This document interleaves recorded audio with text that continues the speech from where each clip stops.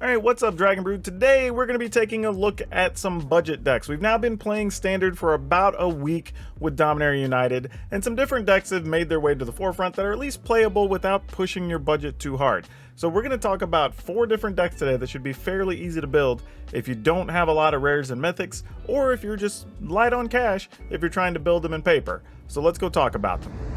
Now, for starters, we're going to go with mono red aggro. And I know some people love this deck, some people hate this deck, but here is a different version to go with that's not very rare heavy, that should be very easy to build. So we're starting with 4 Ancestral Anger. This is cool because it's just extra damage. You can also draw a card from it, which is super nice, but more importantly, you're also giving something trample. So if your opponent blocks one of your bigger things with a smaller creature, that can really work out for you and be excellent. Of course, Commando Vase's Kakazan, no surprise there, you're playing that in every red deck. This is a deck that uses Phoenix Chick, and if you saw my video from yesterday, I did kind of rail on this card a little bit, but there are a few builds where it makes sense. Also, check out that video if you haven't seen it yet. It's a Gruul deck that uses this, and it's very good. Then we have 4 Play with Fire, 4 Rabbit Battery, which I am a fan of, and it is an uncommon, and it can also help you survive sweepers a bit, so very good to play this.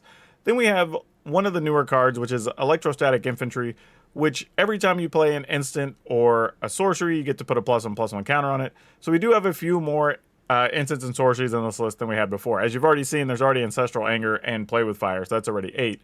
And we're adding to that with Lightning Strike, another 4, so now you're up to 12. And then we have Reckless Impulse, which also lets you get access to more cards, so now you're up to 16. And then you have Reckless Stormseeker, which is one of the few rares in the deck. So we have this one here for you. It's actually really good, gives everything else haste. It's great if you can get it to turn to nighttime and get even bigger damage in. One thing I would say is if you are already at a fairly good advantage and you think a sweeper or a Meat Hook Massacre may be coming, I would go ahead and wait on playing your Stormseeker so you have something with haste after the fact. And then, of course, we're trying another new card, which is Defiler of Instinct. This is good because, one, it's just a big body. It's a 4/4 for 4. It has First Strike, but you can also get bonus damage off of it to hit your opponent, which basically means every permanent you play later in the game is still 1 point of damage, and that's a pretty big deal considering you have stuff with haste on top of that, so it should be pretty solid for you. And a 4/4 First Striker is hard for the opponent to push past. Then we have 19 mountains, so obviously you just have those in your collection, and then 1 Sekinzan Crucible of Defiance. So in total, we're talking about only actually having 9 rares in this list. And that's kind of my goal for budget decks. I try to keep them between 0 and 9 total rares and or mythics. And the reason we chose that number is generally you have some number of them you've already opened in your collection. And over the course of like a week or 2, you can normally build up to getting those cards fairly easily. And if you have to spend just a little bit, it's not too bad. It just keeps you on the lower end of spending. Now, you can also fill in other cards until you have what you need, but you can also cut back something like Sekinzan and maybe just play a mountain, so that can also cut a rare that you need as well. And if you already have any of these cards from previous sets, the only new card you're adding to the deck is Defiler of Instinct, so that's pretty good as well for those of you that are already fans of mono red. So yeah, this is a good one. It only requires the 9 rares, and we could even call it 8 rares, and you'd actually be pretty well off. Alright, now this next deck is one that's sort of a holdover from last season. We saw several different versions of Selesnya enchantments and Naya runes, and this is kind of in that same vein. So if you like those decks, you'll enjoy this. If you hated those decks, then you're probably going to hate this. But either way, this is a very cheap deck to build as well. So we're playing 1 Commune with Spirits. I will say this is kind of the flex slot, if you will. So if there's something more interesting you want to include here, or you have another rare that makes sense, feel free to include it in the list. Then we have Fang of Shigeki, which is a enchantment creature, so it fits the mold of enchantments being in the deck and all that stuff. But it does have Death Touch, so it's a little bit of a defensive card, which is nice. There is Generous Visitor that lets you pump your team. Circle of Confinement, which removes things. Machiko's Reign of Truth that pumps your team. Spirited Companion lets you draw cards, which is great. Reaver of Harmony, super powerful in here because then you get to reuse all these effects a second time whenever you play them, which is super awesome. Obviously, Jukai Naturalist, which makes everything cheaper, and is lifelink, super awesome, and it's an uncommon. It's almost amazing this card's an uncommon, actually. Then we have 4 Borrowed Time, another way to remove permanents, which is huge. And then Hallowed Haunting. This is, I guess, one of 2 different cards that are rares and mythics in this list. And this obviously gives you more creatures and kind of another way to win if your creatures can't get it done. So that's actually really cool. And then we have 11 plains, 11 forest, and 1 overgrown farmland. Now, you can go without the overgrown farmland. However, if you want to build this up to being, I would call, the most competitive version of the deck, you probably want to max out your overgrown farmlands and possibly even play one of the other multi-lands just to make it easier. However, nothing in your deck really requires more than 1 green or 1 white mana, so you're probably fine with this as it is. I don't think you'd have to worry about it too much. If you already own the overgrown farmlands, I would go ahead and include them, but otherwise, I wouldn't sweat it too much. Just add them as you get them. But you're only looking at 4 rares and 4 mythics in this list without the lands, and that's actually pretty damn impressive for this type of list. Now, there are like new enchantments that are rares and mythics that actually exile stuff that could be worth playing as well, so you may want to consider those for the list. But outside of that, yeah, this is actually pretty good to go almost as is. Now, with our next 2 decks, we're going to be discussing 2 different versions of similar decks. They are blue based, but one pairs with red and one pairs with white. But the basis is basically going to be playing spells for your creatures to benefit, and then clearing your opponent's stuff out of the way to try to just get through those damage with the most efficient spells possible. So starting to the top, or at the top with that in, we're going to be playing 2 Boon of Safety, which can protect a creature and let you scry. 4 Homestead Courage, which is really good because not only do you get to pump a creature, your creature's also going to have Vigilance, which is great. We have 4 Delver of Secrets, because it's cheap and you have a bunch of spells, so the odds of flipping it is pretty high. 3 Fading Hopes to remove the opponent's stuff, sometimes protecting your own creature though, if you're just really hard up. Shore Up. This is also one of the new cards, which is very good, giving a creature +1/+1 till end of turn, but more importantly, giving it hexproof. However, it also untaps the creature. This is a thing that I think catches a lot of people off guard, and there's a chance to really turn the game around if you can get one of their best creatures. Slip Out the Back can protect something and give it a +1/+1. It can be both aggressive and defensive, which is pretty nice. Spell Pierce, just to actually like counter spells, which is great. Illuminator Virtuoso, this is probably the best card in the deck, and oftentimes you're going to be playing to protect this, so you don't necessarily run it out on turn 2, but on turn 3 or 4, if you have a spell to back it up or protect it, then that's the time you want to run this out there. Then we have Valorous Stance, which can also protect a creature if you need to, but can kill a creature as well, because you don't have a lot of true removal. You have a lot of things that either bounce things or phase stuff out, so this kind of is a two-way street here. Then we have 3 Ledger Shredders, because a lot of times you are going to be playing multiple spells. This can also help you find more key cards to help you push through, which is great. Security Bypass, which actually makes something unblockable if it attacks by itself, and that's going to happen quite a lot in this deck because you're not going to have a ton of creatures, so oftentimes you will be attacking with just one thing.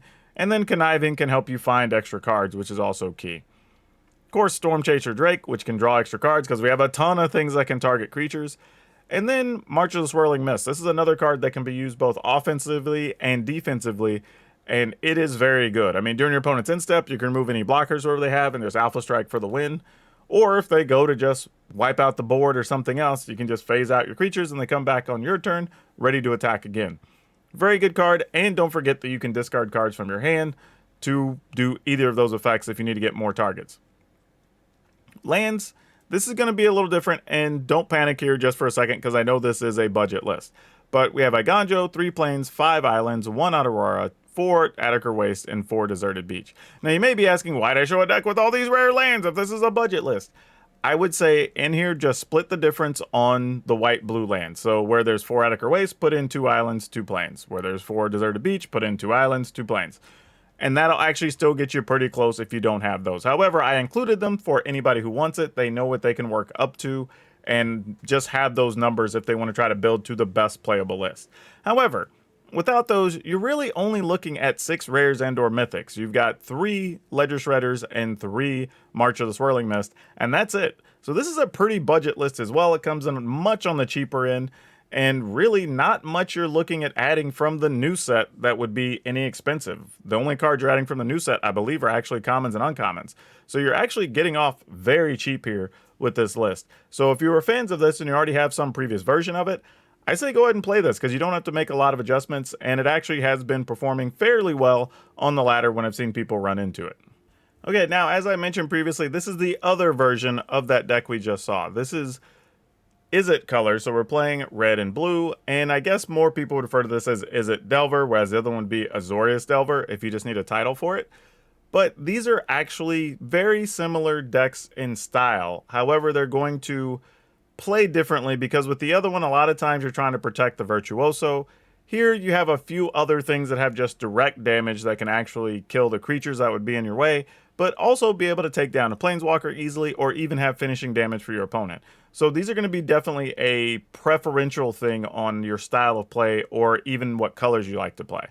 But running down the list, we're playing 4 Considers, so another way to draw cards and just make your draws better. 4 Delver of Secrets, again, we had this in the other list. A couple of Fading Hopes, 3 Slip Out the Back, 2 Spell Pierce. So you're seeing some spell similarities between these decks. However, where red is getting 4 Play with Fire, which is great, and the Scry is actually also important if you need it.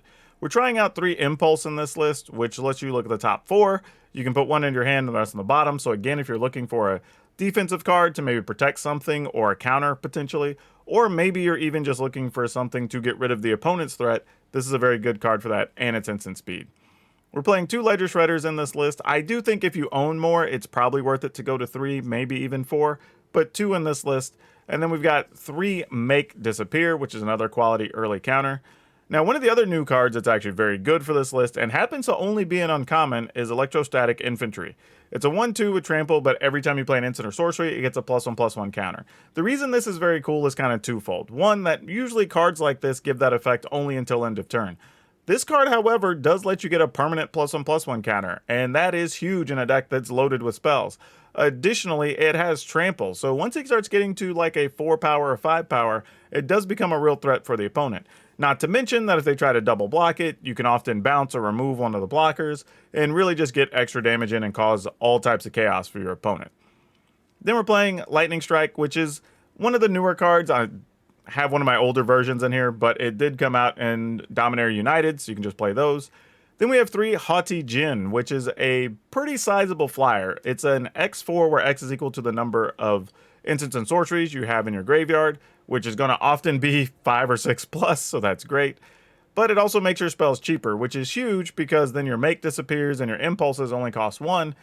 And while most of your other spells already only cost 1, those having a reduced cost can really open plays that you wouldn't necessarily have access to otherwise.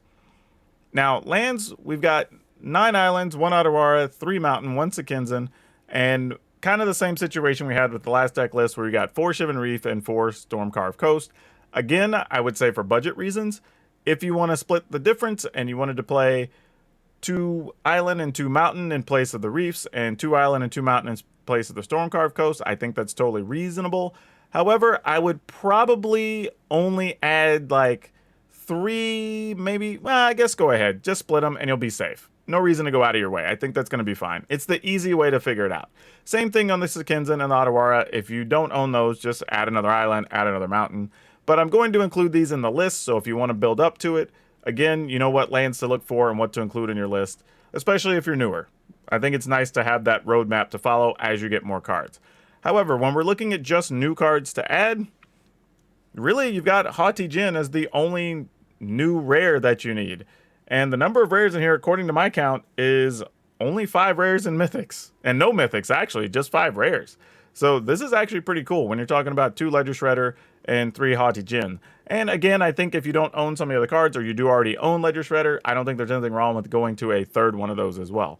But yeah, this could be a fun list as well if you like playing red and blue, and it shouldn't tax your budget too hard at all. And there you go. So you have 4 lists you can play now. Now, I will say this. I think each of these lists could still be built up probably a little bit. There are some rares that would be available, but these are very quality starting points.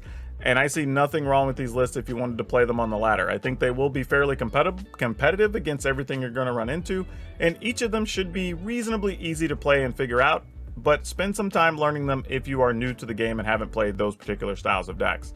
I also like the idea that between the 4 of them, you effectively have 3 different play styles, and I think that's good as well, so you can have some variety on a budget if you have a limited card selection. And some of the decks even use similar cards between them, so that could allow you access to another deck that you wouldn't necessarily have otherwise. So lots really going on with these budget lists. However, if you want a list that's already completely done up and really kicking butt on the ladder, check out this video of this Hasty Gruul deck that we put up yesterday, and boy, you should really enjoy that one. That's all I have for you for now. We'll see you next time.